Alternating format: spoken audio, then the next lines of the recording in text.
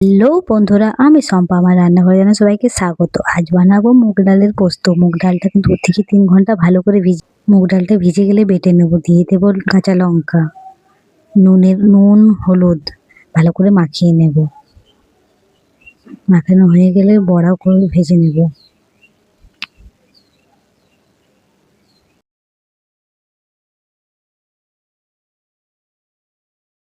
বড়াগুলো এক পাশটা ভাজা হয়ে গেলে উল্টে নেব।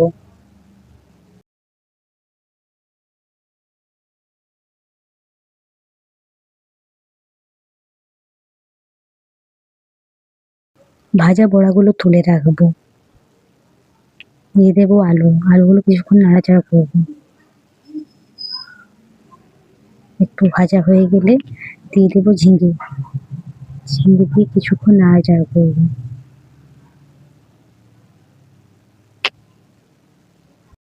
দিয়ে দেবো স্বাদ মতো নুন, কিছুক্ষণ নাড়াচাড়া করবো। তারপর দিয়ে দেবো জল। এগুলো একটু সিদ্ধ হবে। পোস্তটা বেটে নেব। আলু ঝিঙেটা সিদ্ধ হয়ে গেলে দিয়ে দেবো ভাজা বড়াগুলো,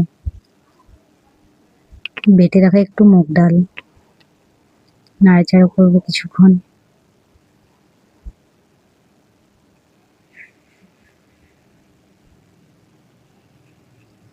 তারপর দিয়ে দেবো পোস্ত বাটা দিয়ে কিছুক্ষণ নাড়াচাড়া করবো। হয়ে গেল আমাদের মুগ ডালের পোস্ত।